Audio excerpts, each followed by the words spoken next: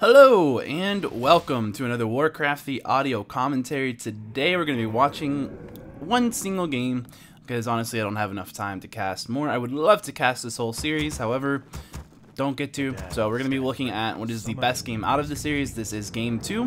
It is a best of 3 series, I believe, for WRL. And let's go ahead and introduce our players. We have Nc.Star spawning in as the blue undead in the upper right part of the map. He's going to be going up against Xuanzi spawning in as the red orc in the lower left. The map is Secret Valley, and we will see a standard build from Xuanzi. Of course, he's going with that Blade Master and early grunt. Allows him to go with a 2 grunt tech quite nicely, and it's pretty standard. And for the undead player, it looks a bit like we're going to see Ted Fiends here.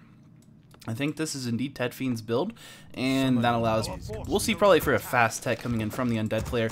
It's not incredibly uncommon to see on this map, and it looks like both these little scouts have actually attacked each other at least once. And Xuanzi says, well, I saw that was a scout, which means I know it's most likely a Ted Fiend's build. It might be a ghoul build, but it's probably a Ted Fiend's build, so he doesn't have to worry so much about, say, a Lich Tower rush. You can still be Lich Tower pushed when you do actually go with like a certain ghoul builds, but it's generally not nearly as threatening as the one with the Fiends. So he's not going to have to worry too much with his scout. He's actually going to go ahead and use that scout now just to throw down an offensive voodoo lounge.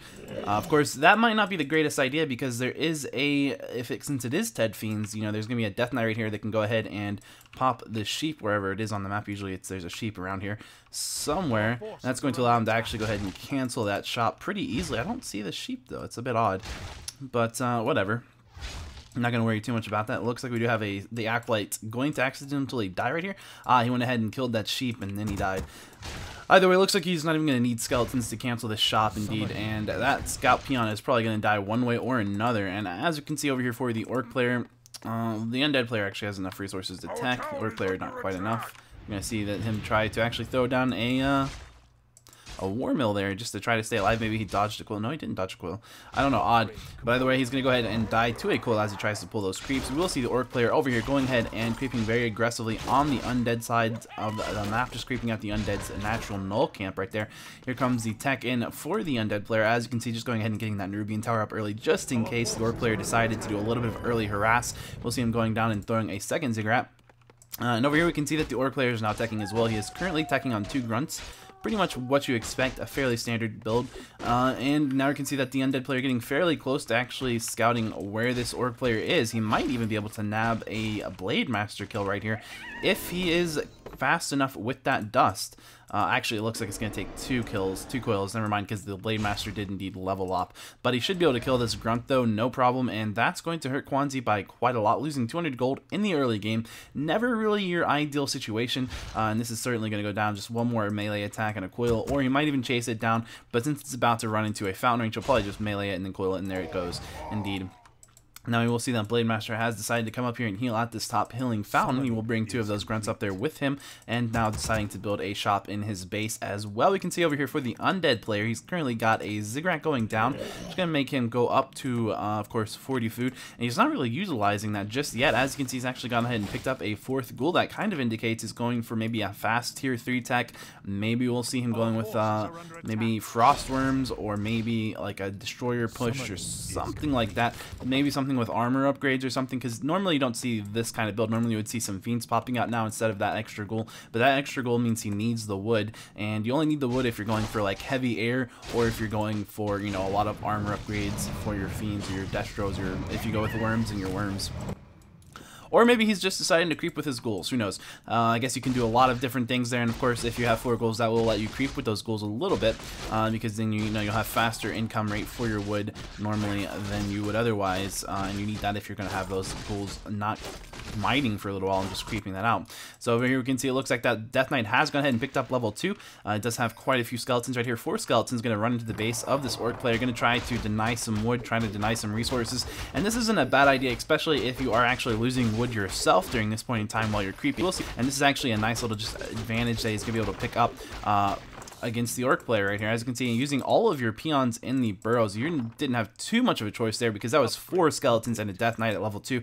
That's going to do a lot of damage, and you're probably going to lose some peons if you don't put those into burrows, but he did actually lose quite a bit just from not mining anything at that point in time. But over here, we will see that Blade Master is now level 3, of course, just creeping out with those 2 grunts. I'm sure he crafted out, yes indeed, this fountain, as well as his natural gold mine. Will have +6 damage. Not the greatest items for the Blade Master, but he did pick up the Gloves of Haste. The Gauntlets of Strength, he might keep and put that on a Shadow Hunter in the Ring of Protection, the same thing, but he probably will just actually go ahead and sell the ring, and maybe even the Gauntlets. We'll see if he decides to keep the Gauntlets or not, because that is actually going to be a fairly slot intensive thing if he keeps both of them. It looks like he is currently he's going for a Tauren Chieftain. In that case, we probably will see him passing those things over, or perhaps even keeping them on the Blade Master, because when you have the Tauren Chieftain as your second hero, your big weakness is going to be that your Blade Master has a lot less survivability, and in that sort of situation you generally will see either going all out attack damage or just a potion of lesser invulnerability, or we'll see something like this where they go a little bit more of a balanced approach, trying to stay alive with more defensive items. But up here, the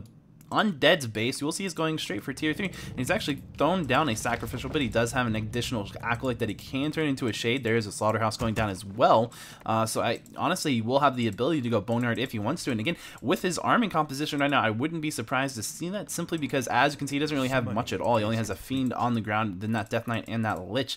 But it looks like over here we're going to see that Tauren Chieftain still at level 1. I'm surprised that he let the Blade Master take all that experience rather than the Tauren Chieftain. Generally, you want to get your Tauren Chieftain to level 3 as fast as possible, so it's a little odd to me that he did go ahead and soak up half a level's worth of experience on that Blade Master when he could have given some of that, all of it really, to your Tauren Chieftain. But I guess there is, of course, the cost benefit of killing it effectively at a healing fountain is a little bit difficult, but it looks like he's not going to worry too much about that at all, and just going to go ahead and creep out that shop right there, the right shop in the middle of the map. We're going to see that shade now coming down to the Orc player's base, and now the Undead player with that level 2 Death Knight and level 1 Lich, single Fiend, and 2 Skeletons going to come into the Orc player's base. The Orc player is currently tier 2, and it looks like he's gone dual Beastry, going for Raiders. He does have a War Mill down, so if he wants to go ahead and make, say, upgrades, or if you'd like to get certain other units, you can go ahead and do that. We're going to go ahead and see a couple peons going down, and that's really what the goal of the harass on the shop is. You're going to see 2 peons die right there, and it's really just to kill peons. I mean, if you can kill the shop, that's always really nice too, and as you can see, there's quite a few skeletons currently on the field now just from killing those 2 peons, but ultimately, you're not normally going to be able to kill much besides just, you know, peons. You might get the shop, and in this case, he's actually going to get the shop because the Orc player was in the middle of a creep, and he's not going to TP back or speed scroll back. He's just going to walk back because he doesn't really perceive this as a huge threat, and only losing your shop is not a huge deal. And if you can go ahead and kill this Fiend, that would be nice, but I'm not sure he has Ensnare. No, he does not have Ensnare, so he's not going to be able to. As you can see, that Ensnare just now beginning to go. There's a statue currently built, and now you can see a bone pin actually going down right now, a bone lair. I'm sorry, a boneyard indeed, and destroyer form. So we're definitely seeing a heavy air player-based strategy here coming in from Nc.Star, and that's not really all that uncommon. It's a little bit odd to see that without any upgrades at all on attack or damage, but it's not really going to make a huge deal. As you can see, he's going against dual Bestiary builds, and it actually works pretty well versus dual Bestiary, especially without a shop, because you can't make the bats without a shop, so you will need to actually get that shop back down if he wants to make bats, and bats aren't really that greatly effective, but a big deal also is going to help Star in this case is that Xuanzi isn't tier 3, and when you're not tier 3, you don't have the ability to purchase an Orb of Lightning, which means your Blade Master can actually go ahead and kill those the air units, and we will go ahead and see that Shade does die to a Dust of Appearance from that Tauren Chieftain. Up here we will see that, now we do know Ensnare is researched at this point, the Undead player trying very much to get away from here, going to go ahead and maybe lose something. Going to see that Lich in a bad spot right now, going to get a coil on him, but he does have a potion of lesser invulnerability. He is currently almost surrounded. He's surrounded. Going to go down, in fact, and we're going to see that Fiend die as well. We probably will see the statue go down also. That's going to be a pretty unfortunate situation for Nc.Star. I don't see how he could possibly come out of this situation alive. As you can see, I mean, pretty much it looks like Xuanzi should be able to just go ahead and kill some buildings. He does have 4 Raiders at this point versus pretty much just a level 2 Death Knight. There's a Lich on its way, a Worm on its way, as well as a statue, but that's really not going to do a lot. We'll just go ahead and see a couple ensnares being put off onto the Death Knight there. As the Death Knight has gone ahead, though, picked up Orb of Corruption. He will be able to do a little bit of damage, but there goes the Crypt for the Undead player. Maybe now it's time to kill the shop. Maybe the time to kill the Black Citadel after that. We will go ahead and see a Raider being forced out from the damage from the Nerubian Tower as well as the Black Citadel. But and that tower, the Tome of Relics, I'm sorry, does go down. The Lich is out at this point, so that'll be that'll be helpful for the undead player, as well as the statue here. And he does have these ghouls going to come over here and to try to do something. But again, the undead player is taking a lot of losses right here. I mean, that worm's going to come out fairly soon, but he's already lost a crypt, a shop, 2 ziggurats have now just gone down. And maybe it's time to speed scroll out. Does he still have the speed scroll? No, that's right. He used it over here to go ahead and get the lich kill. So actually, there you go. I guess the undead player is actually going to be able to defend this at quite a heavy cost, though. Yeah, now if you can go ahead and keep chasing that Tauren Cheeching, you might be able to get a kill. There's that worm right there. So it's gonna, if it just intercepts it, maybe if it gets a little bit closer, maybe it would be worth actually taking your Death Knight just a little bit farther back so you can actually get it into Unholy Aura range, so it can get a little bit of move speed boost. But there it is. I'm gonna go ahead and definitely go for the Raiders first, and of course then you can maybe go for Grunts or Heroes if you want. But with a Frost Worm, you can kill Grunts very quickly. And in fact, look, it's that since that Raiders and Snare was on cooldown, he went ahead and killed some Grunts, and he should be able to get every one of these Grunts, and that's gonna be at least 600 gold spent, really lost for the Orc army, as well as the Raider, which I believe was 185 gold. I think he actually lost 2 Raiders, so that's kind of, as you can see, stacking up. I mean, the undead probably lost the comparable amounts, but definitely interesting to see that actually turn around right there. But of course, that can happen when you don't have a when you don't have a teleport scroll or even a speed scroll. And it looks now like we're going to see Wind Riders being built now en masse from Xuanzi. As you can see, he's going up to 6 right off the bat. Without poison, they're definitely not nearly as good as they could be versus heavy air, and in fact, really, their ticket to greatness versus air is their poison. But of course, we're going to see Xuanzi now going. I'm sorry, Xuanzi Star going ahead and building some gargoyles as well. We do see 1 gargoyle on the map. This is pretty much APM strategy.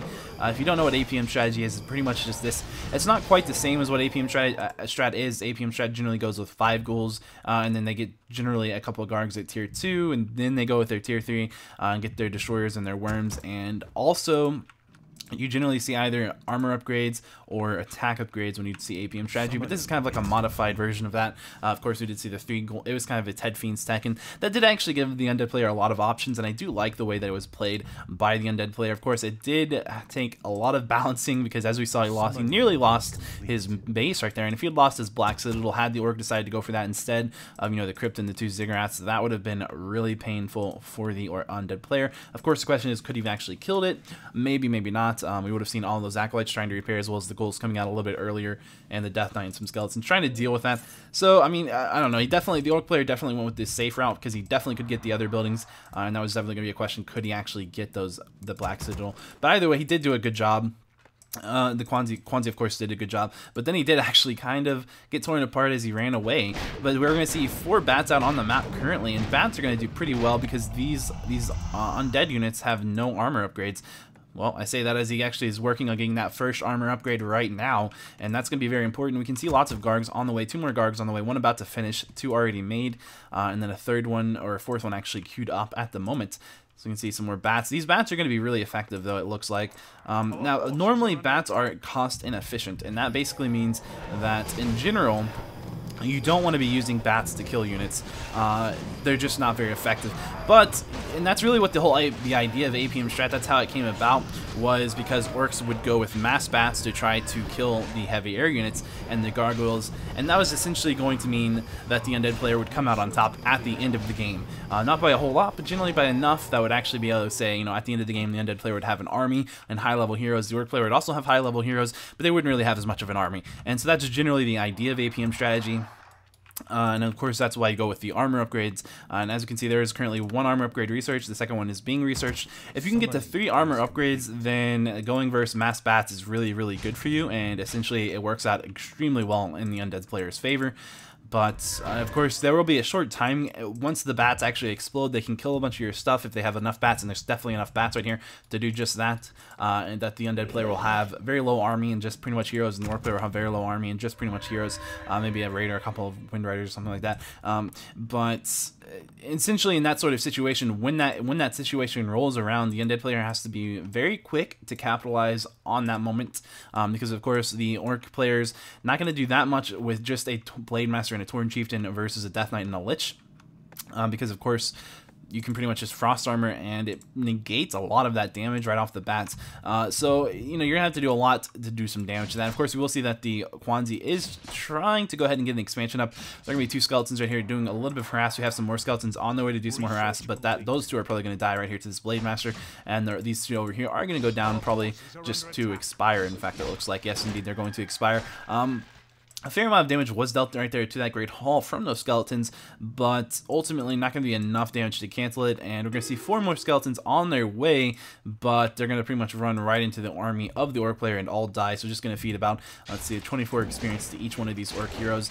Not really the greatest situation to be in, but whatever, it happens sometimes. The Undead player is just doing whatever he can right now, trying to go ahead and etch out that advantage right there if he can. Of course, we're going to see 2 armor upgrades, and that looks like it's where it's going to stop for the Undead player. As you can see, he just doesn't have enough wood, and he is going to break upkeep, going up to 54 food, making another Garg and another Worm. And you're going to have to see, well, one of the other things is when you're playing versus mass bats, you really need to have a nice split on your army. You don't want any of those air units to be too clumped up, and that's a bit of an issue when you have this many Gargs, because you're going to want to go for the Wind Riders, and when you do that, you're going to clump up very much, and if the bats explode at the right time when you're clumped up, it's going to do a lot of damage, because they do an AoE effect, of course, explosion. So your goal there should be to kind of be careful with your micro, maybe split your Gargs to different Wind Riders, and that way, you know, you can do a little bit more damage overall, and that'll help out and keep your army alive longer. And of course, there is also a possibility that we're going to see those bats instead of going for the Gargs, which would be a bad decision, I think, if they don't, you know, trying to go for the Wind Rider, the Frost Worms, or the Destroyers. And of course, that's not the greatest idea, because there's, of course, a level 3 Death Knight right here that can go ahead and cast Coil, and the level 3 Lich that can also probably cast level 1 Frost Armor. Although in this situation, I would not be shocked to see level 2 Frost Armor. It just gives you a lot more armor. Put that on your worms, keep them alive better. So we'll have to wait and see exactly what's going to happen here. But of course, there's also the possibility of just going ahead and kiting these units. We're going to probably see maybe he was trying to cast a Frost Nova on that bat just to kill the Bat Rider. And of course, that's really one of the big things in these sort of situations, is just kind of be kiting these bats and killing them. As you can see, they only have 325 life, so they do go down to nukes pretty easily.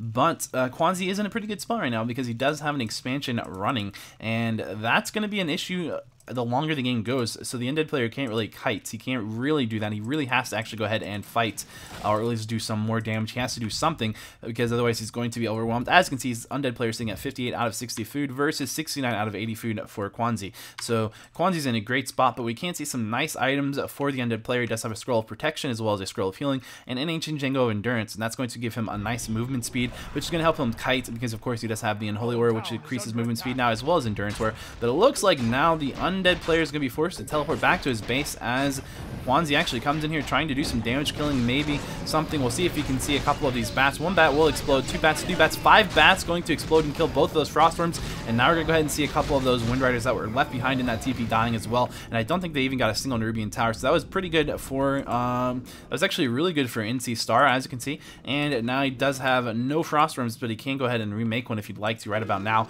And there it is indeed. Now you can go ahead and see these bats are going to go ahead and try to kill these gargoyles, and we're going to see 2 Gargs go down to 2 bats, and then another bat going down to 1 more Garg. So in fact, at this point, what we're seeing here is we're going to see 1 bat getting Novid and killed, and we can see these Frostworms, or these Gargoyles, trying to run away from these bats. Going to go ahead and lose another Garg to another bat, and now we can see that this is the kind of situation that the Undead player wants to be in. Going to go ahead and kill another Wind Rider, and now we do have some Gargs, 3 Gargs, as well as these 2 Destroyers and the Heroes versus pretty much just a Blade Master, the Torn Chieftain, and a Raider.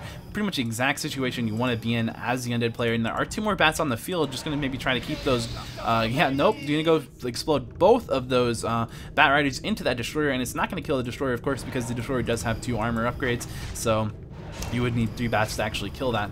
So that wasn't really the smartest move from Xuanzi. We're going to go ahead and see a lot of Focus Fire putting onto that Lich. Going to see a Coil on the Lich as well, trying to keep that Lich alive. There's a Raider right here that could potentially die. It's only at 76 life, but there are going to be 2 more bats coming in, and of course this is where that expansion comes in really well for Xuanzi. Now you can see that those bats are probably going to kill maybe a Destroyer, and oh, well, either one of the Destroyers could die, but it looks like those bats are not going to explode. They're going to get killed by the Gargoyle Focus Fire pretty quickly, and probably going to see, of course, the Lich staying alive just fine. That Death Knight has plenty of mana, as you can see, and he didn't use his Scroll of Protection, which is a little bit odd. I think he should have used that before or after that TP back to his base with all of those bats when they exploded, because it's only 150 gold, and it would have actually forced more bats to explode into your units. So Whatever the case, it wouldn't be a bad idea to see that happen now either, but we're definitely going to see another gargoyle going down, 2 more gargoyles going down to 2 more bats, and again, the undead really is actually sitting nice here because he does have a frostworm and 2 worms, a frostworm and 2 destroyers, as well as a gargoyle, a lich, and his death knight now, and he should be able to go ahead and perhaps even get another kill. We're going to go ahead and see that the bat, that raider actually is going to go ahead and ensnare, or not, yeah, the raider ensnares the frostworm. You're going to see the Tauren Chieftain going down to a bit of focus fire. I'm surprised this raider is still alive. It's only got 35 life. Now there it goes, down it dies. And yeah, now this is going to look pretty good for the undead player. We do see him pulling in a goal from his base. How many does he still have? Just currently 1 on wood, which means he's going to have a hard time making more units going forward. Of course, he does go ahead and have another another frostworm on the way, as well as 2 gargoyles and a statue. So I would say the undead player is looking in a really good spot here. Indeed, we're going to go ahead and start seeing this Great Hall is going to go down, and then he can send that gold back to his base to go ahead and continue mining wood if he'd like to. And indeed, there's not going to be nearly enough bats for it. Well, maybe I say that. He has quite a few bats in production currently, as you can see, and I'm sure, yeah, there you go, he fixed it. I'm sure that we'll see. I don't know if that's going to be enough bats to actually win him the game. Of course, he doesn't have an expansion now. It's definitely going to be enough bats to kill a lot of what the undead army has, but as you can see, we're going to run out of gold on both gold mines, and that's kind of the situation I was talking about earlier, where the undead player at the end of the game he's gonna not have much of an army coming at the end of the game, but the orc player really won't have much of an army either. And we're gonna go ahead and see that shade getting dusted, and it will go down. And of course, now we're gonna see the remainder of these bats coming out. And if this fight can go ahead, and now this is a great situation as well for the undead player to kite and kill the bats just with nukes, because that's the other possibility that you can do, where you don't actually have to take a straight fight versus the orc player's army, because you can just kind of nova and coil those bats. We're gonna go ahead and see 3 bats killing a frostworm, and that frostworm did have frost armor on him, and he is level 2 frost armor now. That is, of course, level 4 lich. We're just going to see lots more bats dying, and then, of course, that one bat just suicided into that frostworm. Didn't really do anything right there. Kind of a pointless suicide at that point, but hey. Yeah, and it looks now like one more bat's on its way out, but that bat won't actually be able to kill anything. And of course, we do have 2 more raiders on their way out, one after that bat finishes. But yeah, the undead player now is in a really good spot, and as you can see, that's pretty much going to be a good game, I think, unless the undead player is going to lose his heroes to some serious Blade Master focus, which doesn't look too likely. I mean, it's a possibility because, you know, it could happen, but it doesn't look too likely. I mean, that Death Knight might go down right here. Actually, it might actually die. Yeah, that's not going to be good for him if he does lose that Death Knight, but he is running away. He does, of course, have that Django of Endurance, which does make him pretty fast, and as you can see, he can actually kite that Blade Master pretty easily, as long as the Blade Master is slowed, and we just maybe see 1 Frost Armor on the Death Knight. Now we're going to see a Death Pack cast onto a skeleton that the Death Knight did go ahead and revive, but the Death Knight now going to go down to a War Stomp, and indeed he does go ahead and kill that Death Knight. Now this is not a great situation for the undead player Nc.Star, but we might actually, no, Tauren Chieftain's definitely going to go down right here. So not really the greatest trade for the orc player ever, and actually another worm on its way out, just coming out right now. And the undead player could actually go ahead and start unsummoning some stuff and actually revive through his tavern that Death Knight pretty easily, I think. So let's see if he's going to go ahead and do that. It looks like he will. Is there any units really left for the orc player? He does have a raider and he does have a blade master at the very last of the game, but versus 3 destroyers, a statue, a lich, and 2 frostworms and 2 ghouls. I don't think that's going to be enough. Down here we'll see that these burrows are currently with some peons, and they're split pretty nicely, allowing a pretty even amount of damage, and pretty much the maximum amount of damage you're going to see coming in from these burrows. Of course, you could have 1 burrow and 1 of these peons instead of 2 in that one, or that one, and that would do a little bit more damage, but hey.